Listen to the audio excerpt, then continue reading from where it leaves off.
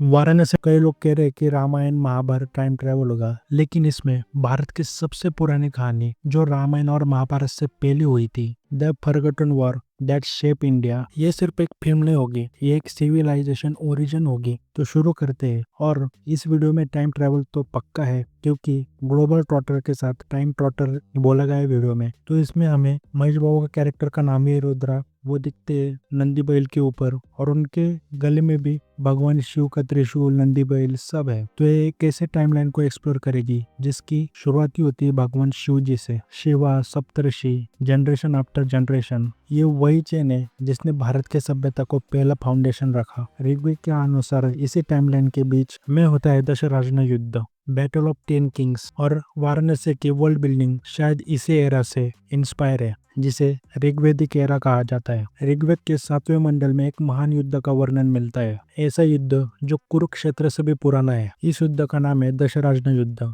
10 राजाओं का युद्ध। एक तरफ थे सुदास, भारतस कुल के महान राजा जिन्हें गाइड कर रहे थे महर्षि वशिष्ठ, दूसरी तरफ 10 राजा और उनके एडवाइजर महर्षि विश्वामित्र। ये बस एक वार नहीं था, ये एक भारत का पावर शिप था, ये कह लो। सुदास के आगे खाड़ी ट्राइब्स थे, पुरस, यादस, ध्रुयस, अनस, तुर्वास, अलिनास, पक्तास, बलन, शिवाज, ऐसे कई सारे मिलकर मैसिव अलायंस थे। लेकिन सुदास का दिमाग और उनकी स्ट्रेटेजी इनके ऊपर भारी पड़ गई। युद्ध हुआ रवि रिवर के पास। सुदास ने एक ऐसा मूव खेला जो आज भी स्ट्रेटेजी की किताब में लिखा जाता है। उन्होंने बांध तोड़ दिया और दुश्मन की पूरी सेना एक ही फ्लूड में भेज गई। 10 ट्राइब अलायंस गिर गया और सुदास विजयी हुए, और इस वजह से भारत की फाउंडेशन और स्ट्रांग हो गई। तो बैटल के बाद क्या हुआ? पुरस, जो एक बहुत वैदिक इंपॉर्टेंट ट्राइब थे, हारने के बावजूद भारत इसके साथ मिल गए, और इस मर्ज से बना द कुरु किंगडम, जहाँ से महाभारत, पांडव, कौरव ये सब इमर्ज होगा आगे। ये वही पॉइंट है जहाँ भारत से पॉलिटिकल एंट्री स्टार्ट होती है। ये वही पॉइंट है जहाँ से भारत की पॉलिटिकल हिस्ट्री स्टार्ट होती है। फिर बाकी ट्राइब्स का क्या हुआ? तो बाकी ट्राइब्स माइग्रेट कर गई,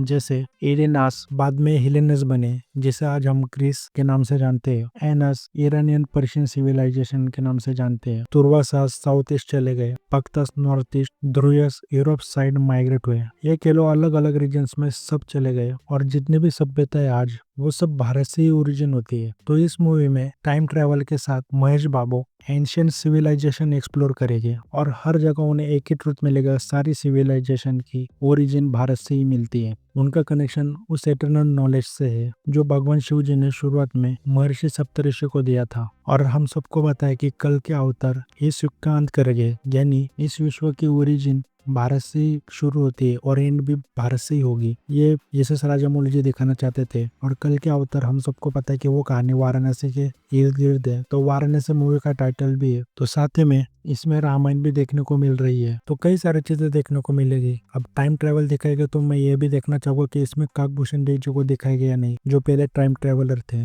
जिन्होंने कई बार रामायण महाभारत देखी है। तो एस एस राजामौली जी ने जिस तरह हिंदुइज्म को दिखाया ना, कोई और तरीके से नहीं दिखा सकता। और मैं समझ सकता हूँ कि एस एस राजामौली जी ने क्यों कहा कि वो इंडियाना जोन्स की तरह इस मूवी को बनाएंगे, क्योंकि इंडियाना जोन्स देखोगे ना तो उसमें पूरी तरीके से हिंदुइज्म का इंसल्ट था। वो कैसे? तो उसमें दिखाओगे तो लास्ट में दिखता है कि भक्त काली के भक्त जो है वो इनोसेंट लोगों के बलि दे रहे हैं, और काली माँ को किसी शैतान की तरह दिखाया, जिसका इन्फ्लुएंस बहुत रहा है। अमेरिका में आज भी देखोगे तो हमारे हिंदू गॉड्स को शैतान की तरह दिख जाता है। तो राजामौली जी उसकी भाषा ही चेंज कर देंगे। इनफैक्ट एक गॉडेस भी दिखाई है। तो स्टीवन स्पीलबर्ग को एक करारा तमाचा होगा जो इसने इंडिया की और हिंदुइज्म की जो इंसल्ट की थी। बाकी मेरी ये थ्योरी अच्छी लगी हो तो वीडियो को हाइप करो, लाइक सब्सक्राइब तो जरूर करो, लेकिन हाइप करो, क्योंकि जो मैंने इतनी मेहनत की है ऐसे और भी आगे करूँ और ऐसे और भी वीडियोज लाओ।